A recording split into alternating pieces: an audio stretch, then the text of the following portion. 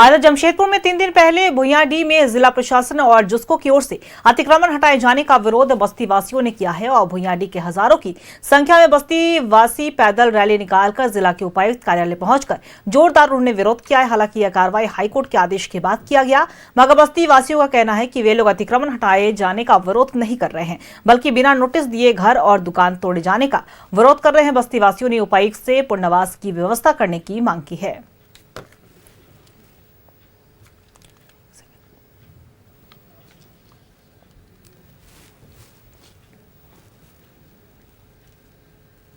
और इसी खबर पे और भी ज्यादा जानकारी देने के लिए हमारे सहयोगी प्रभात हमारे साथ लाइव बने हुए उनका करेंगे।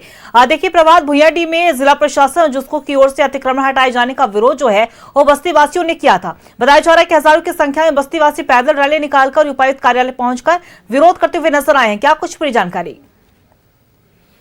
बिल्कुल अंकिता, देखिए 3 दिन पहले भुइयांडीह क्षेत्र के जो शमशान घाट है उसके आसपास के जितने घर थे, दुकानों को टाटा स्टील और जिला प्रशासन के द्वारा तोड़ा गया। हालांकि उसमें बीपीएल केस था और टाटा स्टील ने केस दे दिया था, इसके बाद ये कार्रवाई की गई।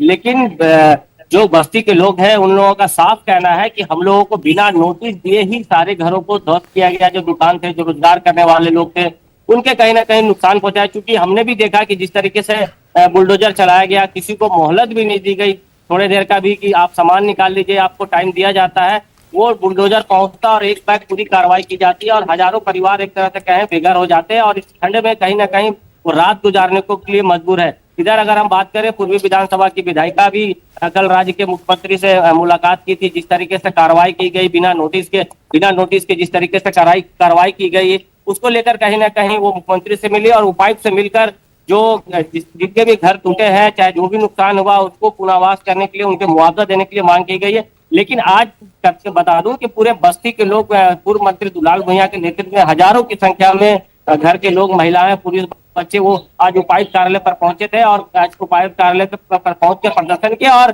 जो जमशेदपुर के उपायुक्त है उनसे मांग की कि जिस तरीके से कार्रवाई की गई, उन लोगों का साफ कहना है कि हम लोग रोड का विरोध नहीं कर रहे हैं, हम लोग जो जिस तरीके से तोड़ा गया है उस तरीके से हम लोग उसका विरोध कर रहे हैं।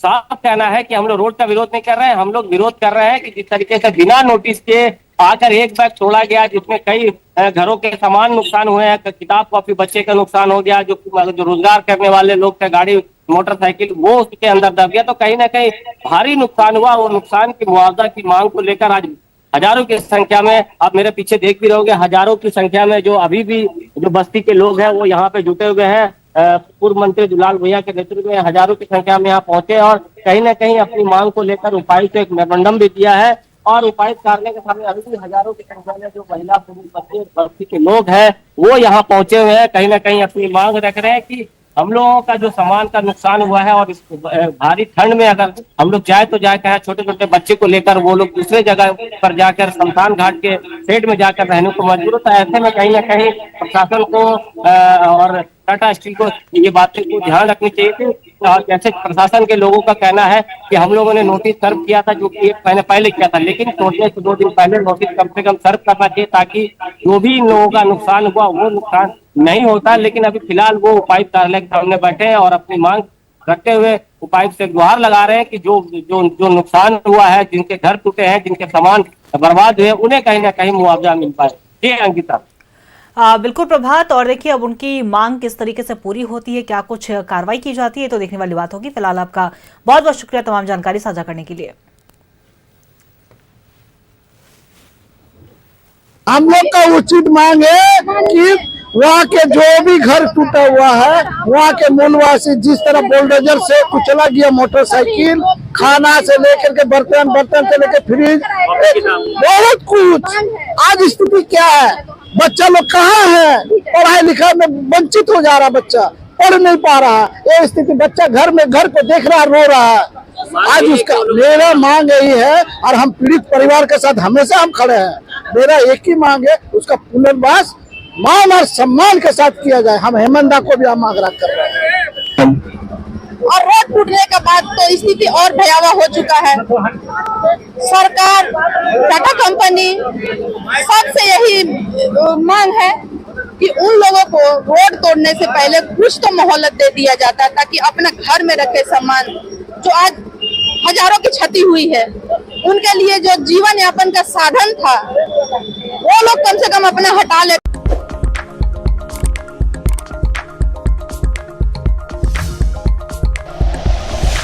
Like and share videos, subscribe करें हमारा चैनल और प्रेस करें बेल आइकॉन। न्यूज़ 11 भारत, सच है तो दिखेगा।